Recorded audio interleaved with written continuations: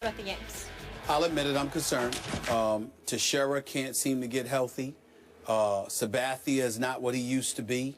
The combination of those two things, along with the inconsistent play of a few of their guys. I mean, 1 minute, Beltran is smacking 3-run home runs against the Mets. Another minute, he can't get a hit against the Blue Jays. I'm concerned about it. It's not over yet. I haven't given up. I'm still going to believe in my Yankees. I'm going down with the ship. But I will tell you that I think the thing that concerns me is two things. David Price, who's an absolute stud. By the way, where did he go to school? Oh, yeah, Vanderbilt University. Go ahead. Price. Yeah. But I would tell you, I love Price, but I would tell you this. His level of production since he has arrived in Toronto has been Cy Young material. And when you combine that with the fact that Toronto has been doing what they've been doing without the services of Tulowitzki. I mean, I remember when Toronto lost a game, Boston came back on them the other night in the top of the ninth. I give Toronto a lot of credit. They've been hanging in there, and David Price has been an ace. We'll see what happens tonight with Severino pitches for the New York Yankees, and Ivan Nova goes after that.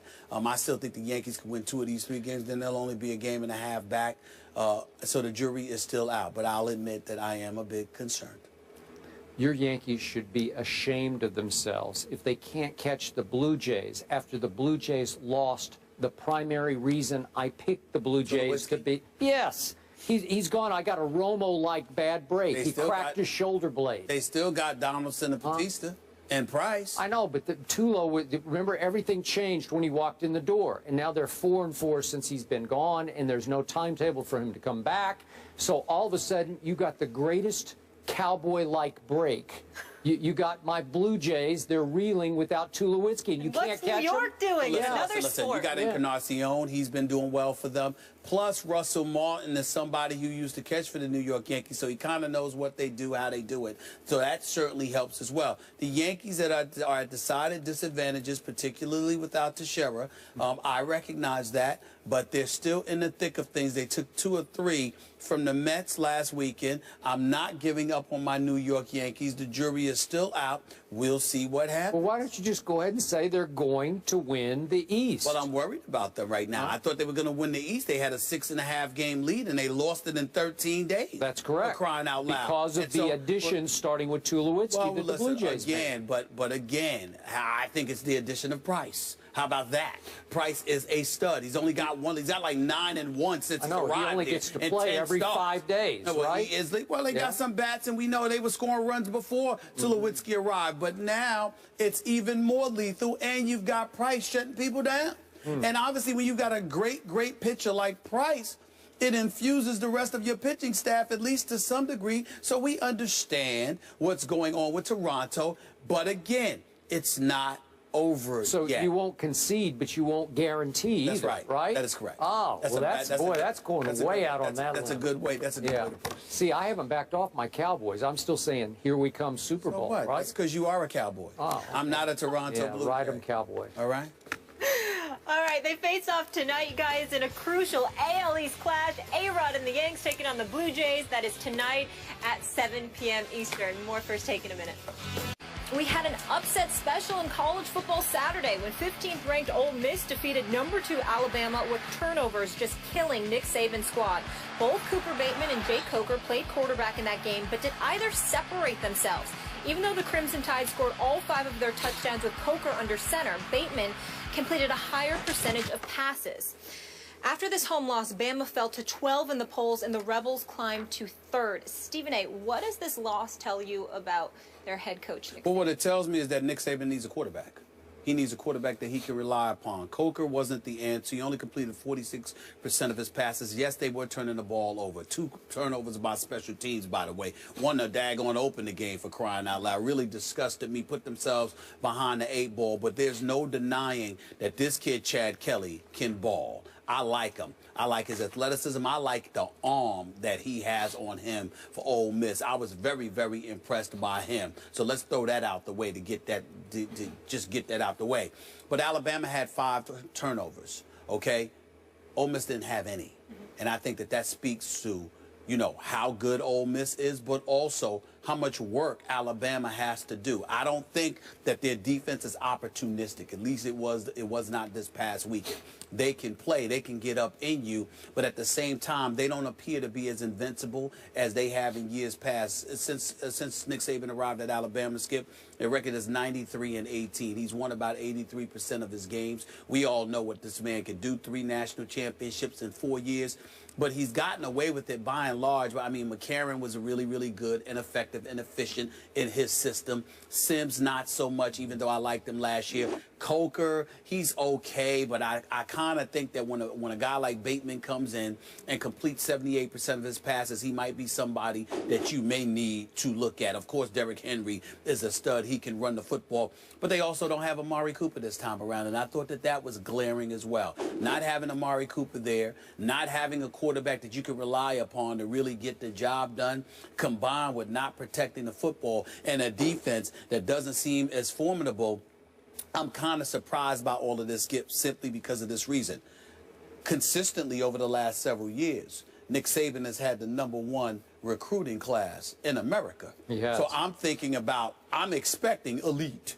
You know, particularly on the defensive side of the ball, because I know how much that how much that's a fixture for Nick Saban. I don't understand for the life of me, Skip Bayless, why that wasn't that didn't seem to be as prevalent. Obviously, they came back, they made a game of it after being down about 27-10. We understand that, and they got a lot of heart, and they can come at it. They say that maybe they were a little bit too hyped, maybe a little bit too anxious. No, I just think Ole Miss is pretty damn good. And they've got a quarterback, and they didn't turn the football over. And I think the combination of that with the question marks at the quarterback spot by Alabama, along with questions at the receiving spot, because Amari Cooper, or he's no longer there, and they have no one to replace him on that level at this particular moment in time. I think that leaves a lot to be desired with Nick Saban and this Alabama Crimson Tide are facing right now. I think they'll be okay.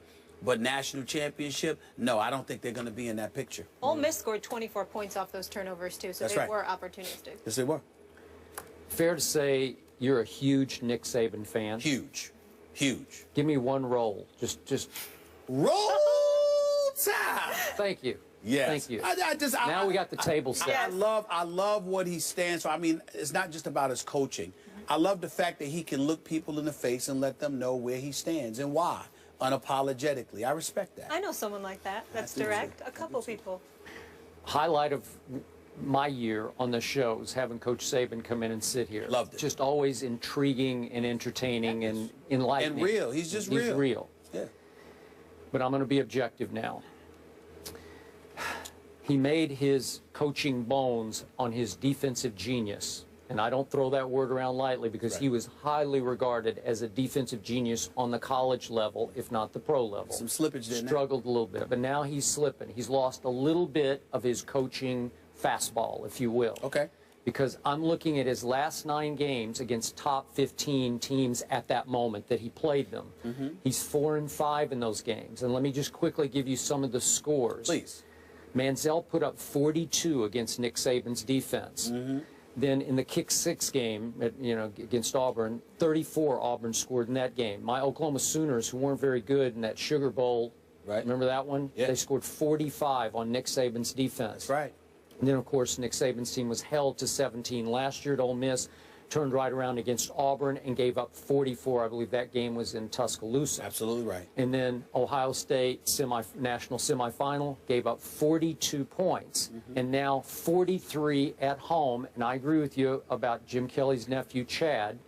He's got a special arm. That's what Jim called it, and it's special. He has it. He can whip it, baby. He has it. And again, the kid had big maturity issues, got kicked out at Clemson for clashing with the coaches, and then went to junior college in Mississippi. We know all that. I think he's over that. I think it looked like he was. I think he's over that. Big time when you throw for 341 in Tuscaloosa, 3 touchdowns and 0 interceptions. That's big time, because the defense at Alabama is no longer big time.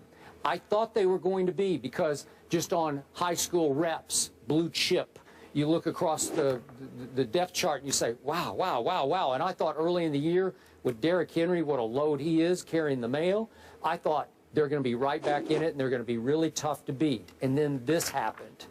Chad Kelly happened. Ole Miss happened, and again, they've got Alabama's number now. They are not afraid of Nick Saban and company. So is it fair to say that over the last, what are we doing here, 3 years, is it fair to say he's either in a coaching slump because the pipeline is still full. It's still supplying at a high rate blue chip high school athletes, right? Right. Okay, what's happened then? And again, let me finish with this point. Please. They still can't recruit a quarterback, and I don't get it. How can Alabama not recruit? How can Alabama not just say, you up there in Toledo, Ohio, or wherever, you in Seattle, Washington, we want you here at Alabama, and go get that guy? Is it because Nick doesn't want a star quarterback? He wants somebody who's a little more coachable, such as AJ was? I don't know, like a sort of a coach on the field type of, if you will, a puppet. But here in your biggest game yet this year against a team that was going to be formidable on defense, you throw Cooper Bateman into the starting lineup on Saturday night? I'm not buying that. I thought that was a bad idea by Nick Saban. Who am I to criticize the great Nick? But it blew up in his face because he had to yank him and throw Jake Coker back in there. That the continuity is destroyed. It's not fair to either kid because both of them struggled because of that decision. Well, that's what, but I think that what it says, Skip, is that when you got two quarterbacks, you don't have any. Okay. All right, and that's what it falls along those lines. You're trying to figure out how to win a game because you don't have confidence in either quarterback. So you make a valid point. I'm gonna give you one other reason that you didn't bring up why you should be frowning at Nick Saban right now to some degree. I'm talking about the greatness of Nick Saban because you know how I feel about him, and I consider him great. Skip Bayless, I watched this kid, Robert. What is it? What? How do you pronounce his name? Kimdichi. I mean, this dude, 305 pounds. Okay, but he was a top recruit in the country, and he landed. His brother was at Ole Miss, and he landed there. Okay. But let me tell you this: I'm sitting there. The reason why I'm bringing it up because I'm sitting there saying, "How did you not get him?" Well, now I understand his brother's there. His brother actually led the team with 10 tackles Saturday, but he had about 6. This dude right here, this dude, he looks like a #1 overall pick. He well could be. He well could be. Ooh, Robert and Kimdichi. Yep. This, I was thinking about you because I remember in your classic line, jump off the screen. He leaps. That dude leaps off the screen. I said, they can't block him. They couldn't block him. They can't block him. No, He's I agree. everywhere. It didn't matter that he only had 6 tackles, but he was everywhere. I mean, he was a nightmare. He was the kind of dude where you're hearing his footsteps even when he's 10 feet away.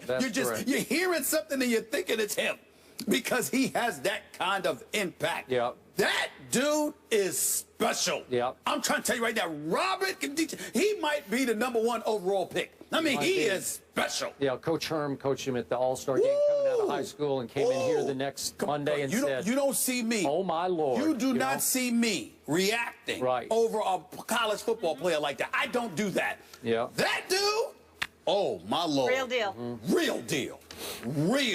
Real deal. I'm talking possible #1 overall pick. Well, you got a couple NFL squads that could 305 pounds, and he comes at you. Woo! Ooh, he was special. All right, we got another team down south with quarterback questions right now. Tony Romo won't need surgery on his broken collarbone, but are the Cowboys making a mistake? That's up next. Stay here.